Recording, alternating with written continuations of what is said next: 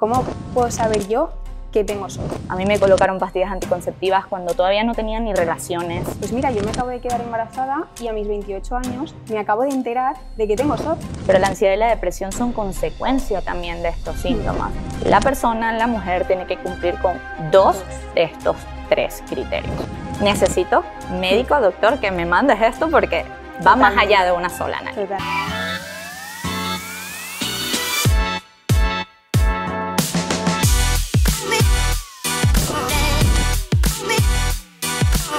Hola, bienvenidas al podcast de Fénix y hoy tenemos aquí una invitada especial que se llama Gabriela Ferrando y es nutricionista y dietista especializada en salud hormonal femenina.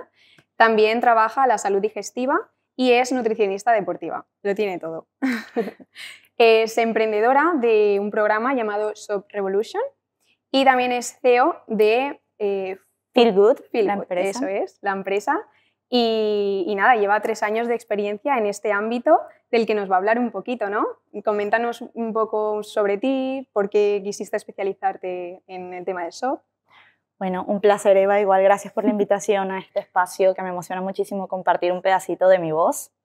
Yo, bueno, llevo desde el 2018 una experiencia como nutricionista en sí, pero digamos que la especialización a nivel hormonal también surgió de mis propias dolencias, de mis propias experiencias, porque hoy hablaremos del síndrome ovario poliquístico y yo soy una SOP girl, sufro de síndrome ovario poliquístico diagnosticada desde los 13 años.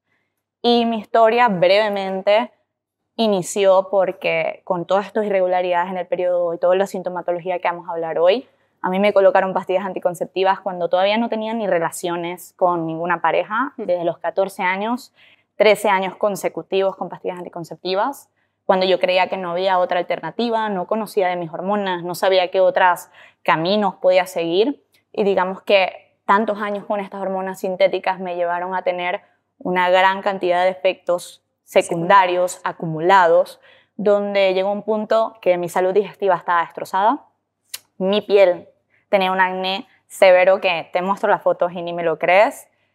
No me daban respuesta los ginecólogos ni los dermatólogos, se me fue mucho tiempo, mucho dinero en consultas, en tratamientos convencionales de antibióticos, de Roacutan, de Hercutan, cremas antibióticas, antiparasitarios, hasta me han mandado pastillas para la depresión, para la ansiedad en su momento y no veía, ¿sabes?, los resultados que yo quería porque siempre dependía de alguna pastilla, algún medicamento.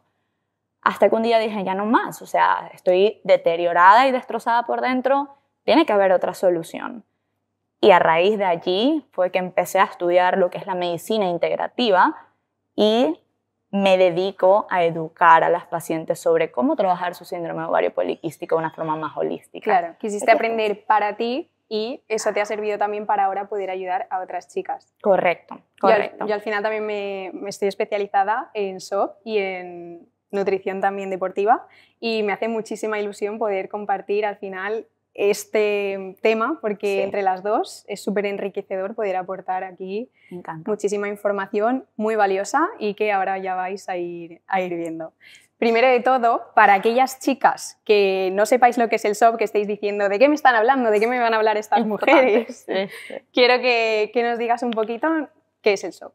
Bueno, el síndrome ovario poliquístico es una condición que se basa en un desequilibrio de hormonas sexuales, especialmente en la fase folicular del ciclo menstrual. Hoy en día ya somos más las mujeres que nos interesamos por conocer nuestro ciclo. Tenemos la fase folicular, ovulatoria, la lútea, la menstrual. Y el síndrome ovario poliquístico vendría siendo una alteración en esa fase folicular, ¿no? Esa alteración conlleva o se caracteriza por desequilibrios en las hormonas sexuales masculinas, especialmente, pero hay otros desequilibrios, ¿no? Y estos desequilibrios hormonales pueden también conllevar a síntomas físicos, alteraciones en el ciclo menstrual y también, digamos, puede venir acompañado de alteraciones metabólicas o no. ¿Okay? Quiero que me hables de esos síntomas que has comentado para que la gente se pueda sentir identificada en, no sé si tengo SOP, coméntanos esos síntomas un poquito más a fondo. Ok, los síntomas realmente se pueden vivir de una manera muy distinta de mujer en mujer con síndrome ovario poliquístico, pero sí es verdad que el sello distintivo del síndrome ovario poliquístico son las alteraciones en los andrógenos, que son las hormonas masculinas. Entonces, digamos que las características o los signos y los síntomas más típicos vienen asociados a esta alteración de los andrógenos, como las irregularidades en el periodo, que lo podemos ver por ciclos más largos de 35 días o ciclos más cortos de 21 días. También lo podemos ver por presencia de acné, acné, hirsutismo, alopecia androgénica también, la resistencia a la pérdida de peso, la anovulación.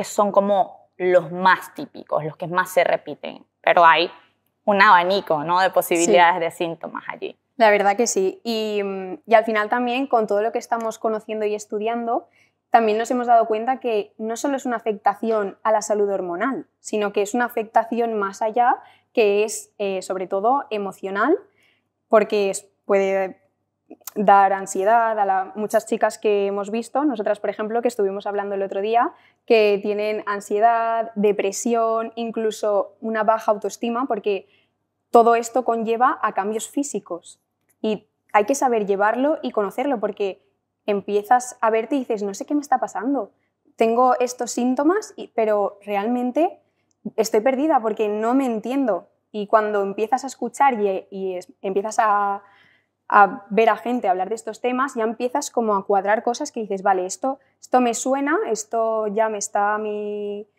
resonando y quiero investigar más. Totalmente, Eva, y es que al final sí, están estos síntomas que acabamos de mencionar que son sellos, pero la ansiedad y la depresión son consecuencia también de estos síntomas. Al final, la ansiedad y la depresión aumentan en riesgo cada vez más en mujeres como nosotras porque, por un lado, estas alteraciones hormonales alteran la química de nuestro cerebro. Claro. Por el otro, tenemos estos síntomas físicos visibles que apagan nuestra confianza, que deterioran nuestro concepto, también alteran nuestras relaciones personales por un tema de autoestima, ¿verdad?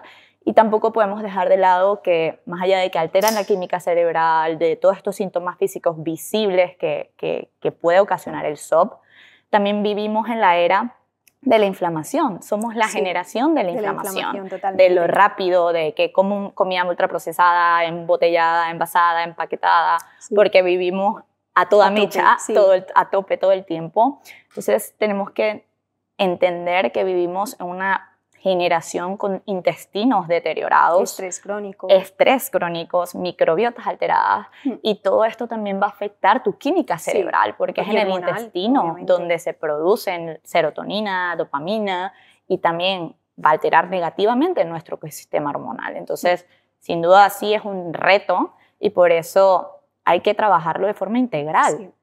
Sí que me gustaría también que me comentaras más a fondo, nosotras como mujeres, qué síntomas físicos podemos ver más, que digas, mira, esto es lo que más me noto yo.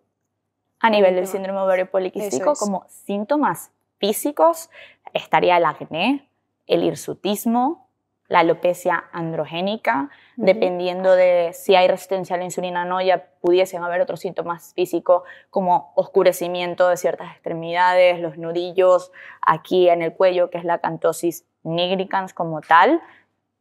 Esto sería como lo más físico. También pudiesen haber alteraciones digestivas asociadas a un exceso de inflamación, porque puede ser muy variado.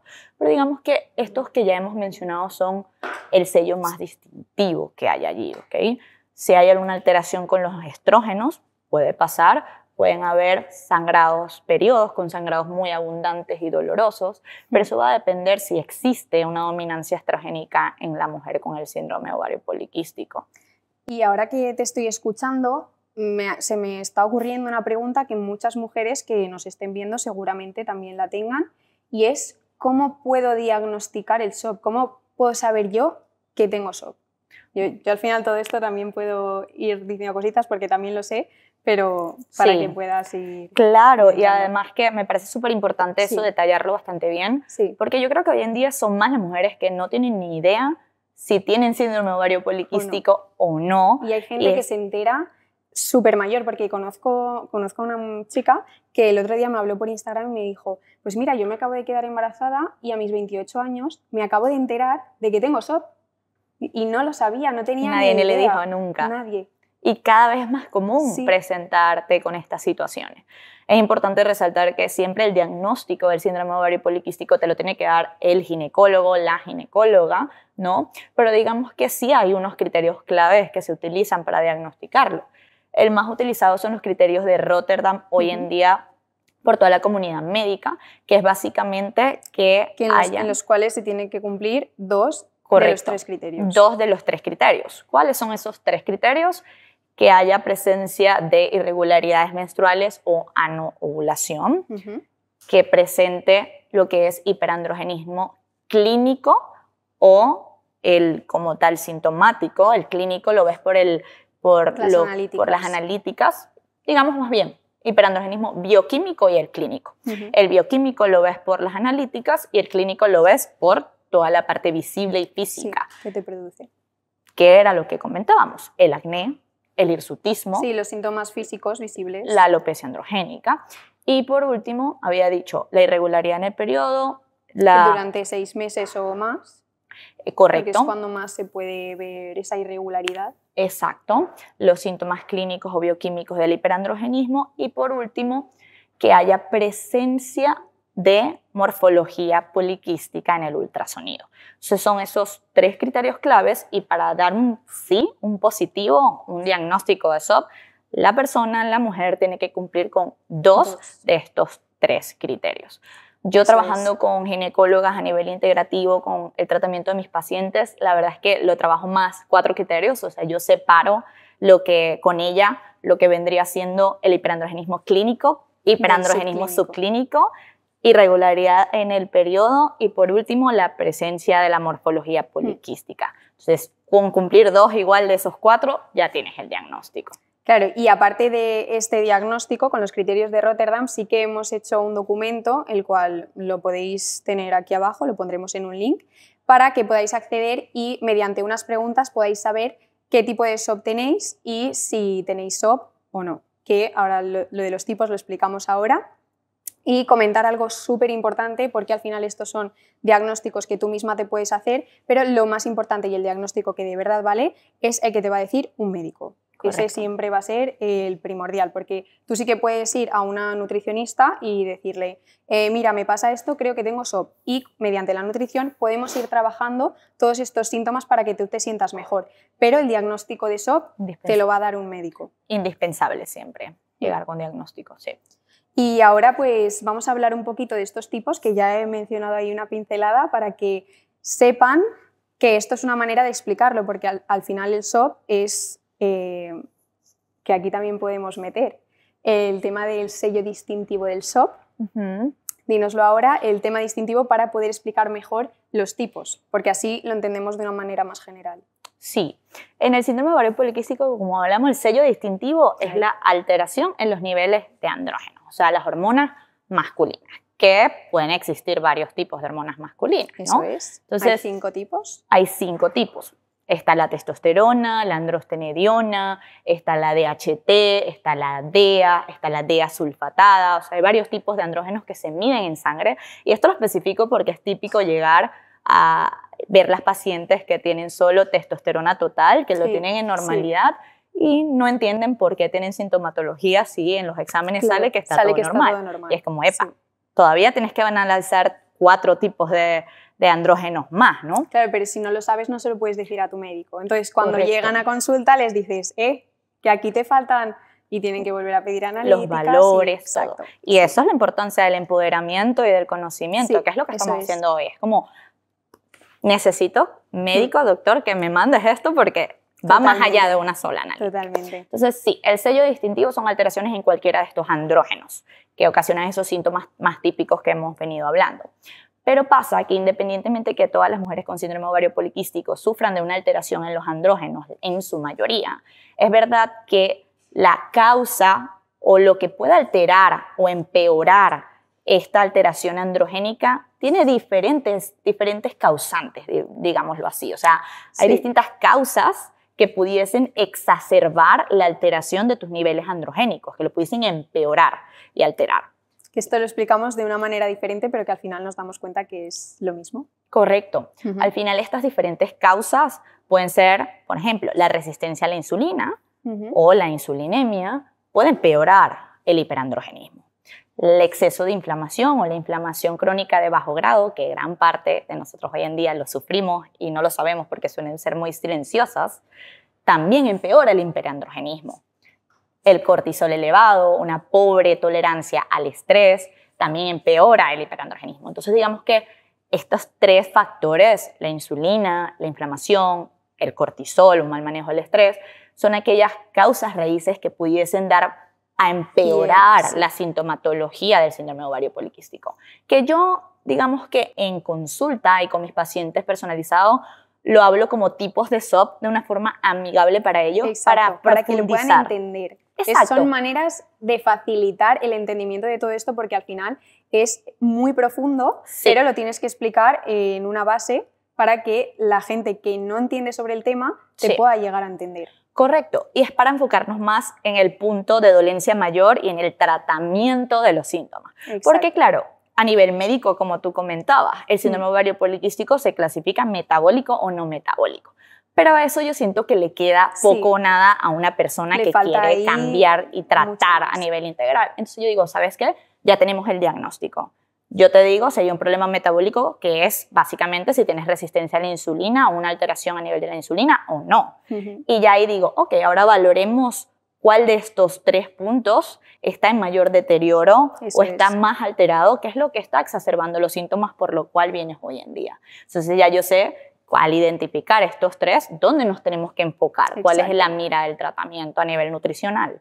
Que yo los llamo SOP metabólico, SOP adrenal y SOP pospíldora. En el SOP adrenal es donde metemos el tema del estrés y de la inflamación, y en el SOP metabólico ya viene más a otro enfoque que es sobrepeso. Suelen ser personas con sobrepeso, con dificultad para poder bajar de peso, con resistencia a la insulina, que es una de las causas que has comentado que agrava. Sí, totalmente. Todo esto, y luego el síndrome, el SOP pospíldora, que hemos comentado ya, que esto también es muy importante y ahora también nos lo dirás, que es el tema de cuando dejamos la píldora, que no se habla de esto y hay que tener mucho cuidado y hacerlo de manera muy estratégica, controlada. Y controlada, sí.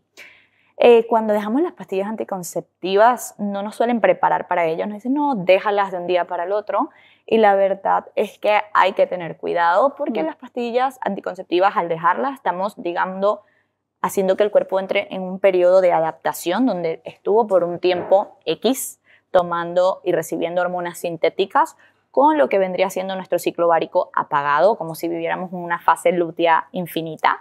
Nuestros ovarios no están produciendo hormonas, ni estrógenos, ni progesterona, ni testosterona, y de repente de un día para el otro deja de recibir esas hormonas sintéticas.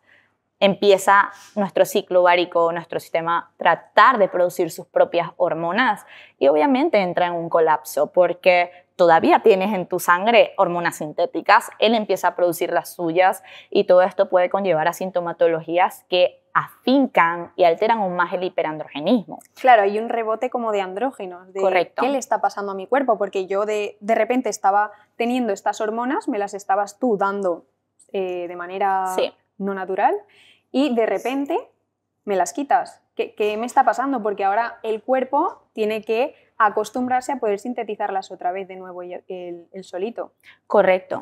Y aquí el acné vendría siendo uno de los síntomas rebotes más profundos acá en las mujeres con síndrome ovario poliquístico. Y aquí es muy importante hacer esa preparación previa, donde nuevamente, si nos volvemos atrás y hablamos de estas causas raíces que intensifican el hiperandrogenismo, cuando hablamos de prepararnos para dejar la pastilla anticonceptiva o la píldora, también podemos volver a estos 4 causas, 3 causas, y decir si la resistencia a la insulina o las alteraciones en mis niveles de azúcar en sangre o la insulinemia empeoran mi hiperandrogenismo, tengo que llevar una alimentación antiinflamatoria, antioxidante, de baja carga glicémica, alta en fibra, porque tengo que trabajar la insulina. Si la inflamación también lo empeora, entonces tengo que trabajar mi posible fuente de inflamación. Y también ver de dónde viene esta mala función del androgenismo, porque puede ser a nivel ovárico o a nivel suprarrenal. Correcto. Entonces esto también es muy importante para poder adaptar la dieta. Sin duda.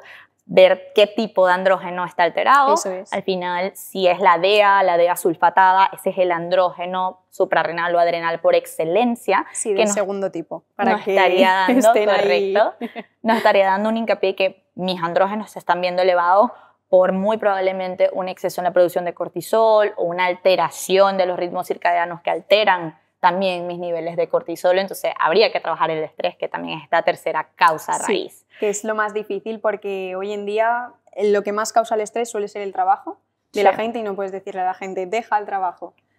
Sí. Entonces es algo que hay que trabajar poco a poco, también con psicólogos, que aquí meto a Celia y Ana.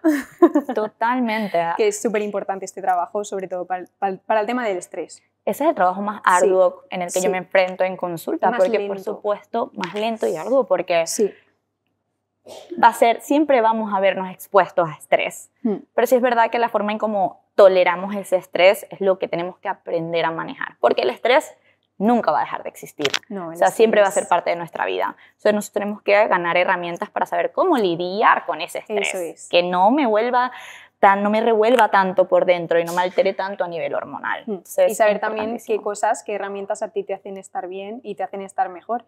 Porque hay situaciones que igual a ti te hacen tener más estrés que a mí o cositas así, y hay que conocerse. Yo siempre lo digo, para todo, siempre lo primordial es conocerse a una misma para poder trabajar en ello. Tanto en alimentación como gestionar estrés, todo. Sin duda, sin duda. Sí, yo creo que como a modo de resumen, digamos, síndrome ovario poliquístico médicamente se clasifica como tú misma lo has dicho. O sea, el SOP puede ser metabólico, que cuáles son las características de un SOP metabólico, que hay alguna resistencia a la insulina, hígado grasos, obesidad, sobrepeso, dislipidemia, síndrome metabólico. Dificultad para perder peso. También está el SOP no metabólico, o bien conocido como el SOP adrenal, que es el que ya está más relacionado con las alteraciones con el cortisol, la DEA sulfatada, que son estos andrógenos renales, digamos. Que todo esto hace que aumente la inflamación, al final está todo relacionado. Totalmente. Nos damos cuenta de que todo es un círculo. Y el pospíldora, que vendría siendo estos síntomas que se ven exacerbados al dejar las hormonas sintéticas de un día para el otro. Pero me encanta hablar de cómo todo se retroalimenta entre sí, chicas, porque al final la resistencia a la insulina empeora el estrés. El estrés causa resistencia a la insulina. La inflamación es capaz de llevar a la resistencia a la insulina y la resistencia a la insulina llevar a un estrés. Entonces, al final, todo se va a ver conectado y todo se debería de trabajar en cierta medida. Va a haber unos enfoques más que en otros siempre. En algunos un objetivo va a estar más trabajado que los otros, pero bueno, eso ya es en tema de objetivos. Igual un mes se trabaja más una cosa y cuando vemos que ya está bien, pues vamos a por otro. Correcto. Todo es paso a paso, sin prisas sobre todo, porque mucha gente ahora es lo que has comentado al principio, de hecho, el tema de la inmediatez, de la rapidez. Y justamente en esto, en tema dietas y sobre todo en salud hormonal, es todo paciencia y poco a poco. Sí, que eso hay que nada de ya para allá. En cuenta, exacto. Sí, esa triada sin duda, insulina, cortisol, inflamación, todas las mujeres con síndrome ovario poliquístico, independientemente del tipo, la tenemos que trabajar en alguna que otra medida, en cualquier fase del proceso, sin duda alguna. Sin duda. Y ya pues para finalizar un poquito este podcast y la gente se quede así como con algo claro, dime 2 tips, a grosso modo, porque sé que es difícil, con los que te quedarías para explicarles o para que puedan aplicar en casa ahora mismo, por ejemplo. Que puedan decir, vale, voy a aplicarlo ya. Ok. Lo primero para mí sería muy importante dar el mensaje de que veo hoy en día muchas chicas muy frustradas, agotadas de seguir todas las recomendaciones que vemos hoy en día en las redes sociales porque hay una comunicación muy masiva, ¿no?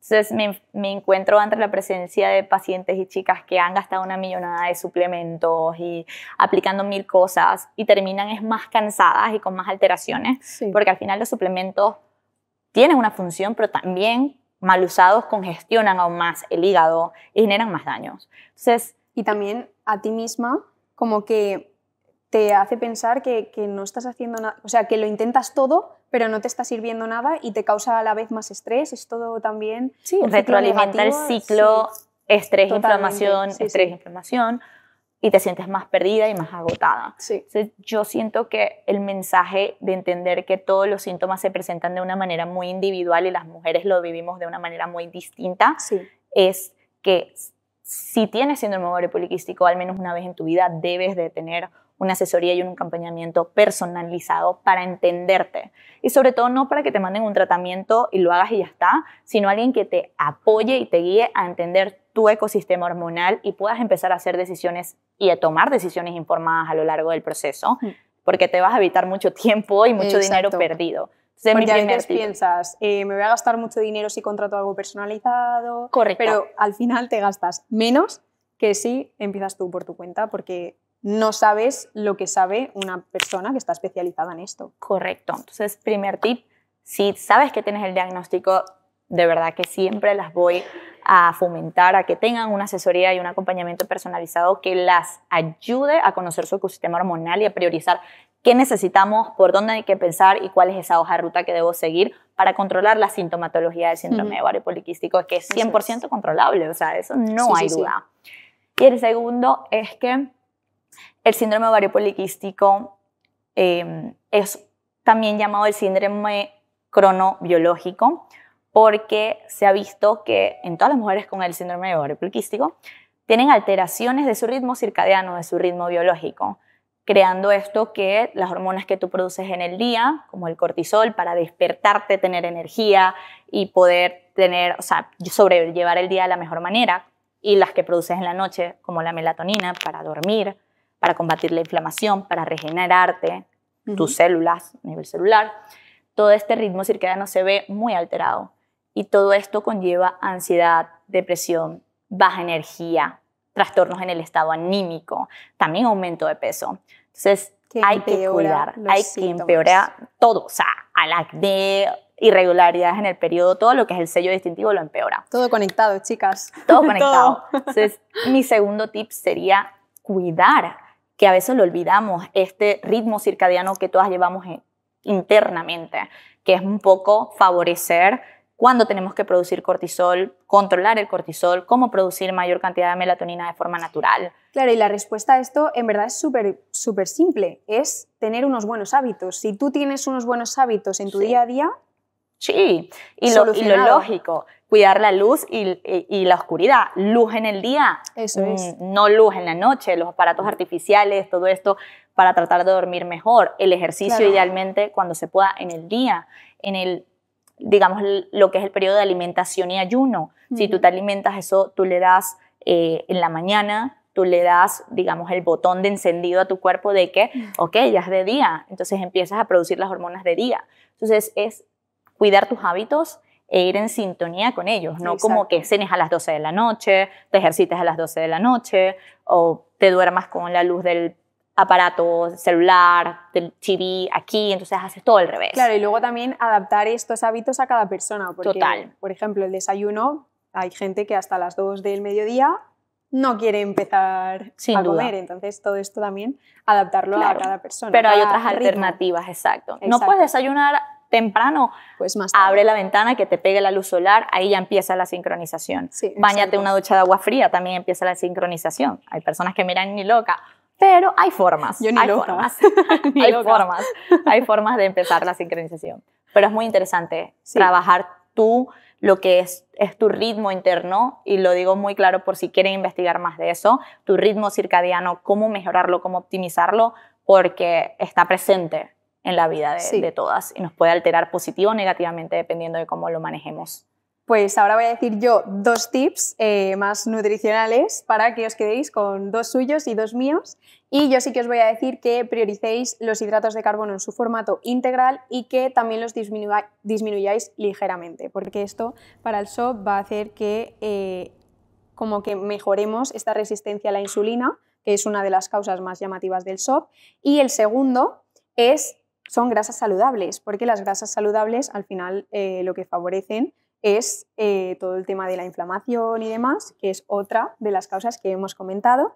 Y estas grasas saludables, pues ya sabéis que puede ser aguacate, aceites como por ejemplo de oliva, frutos secos, y esto pues podéis empezar a aplicarlo desde ya si pensáis que tenéis SOP, y podéis hacer también el test que os vamos a dejar aquí abajo para que podáis tener una ligera idea, un diagnóstico propio de si tenéis o no tenéis SOP, pero como hemos comentado, siempre el médico Y luego ya nosotras podemos ayudaros con todo Con lo que todo. necesitéis, Sí. porque estamos aquí para ayudar. Al final me ha encantado esta charla, Sí. porque son cosas que nos dedicamos a esto por ayudar, al Sí. final, por Por poder... entender qué tenemos, cómo lo Exacto. tenemos. Y esos somos tips me mujeres parecen también. y total. Lo entendemos todo.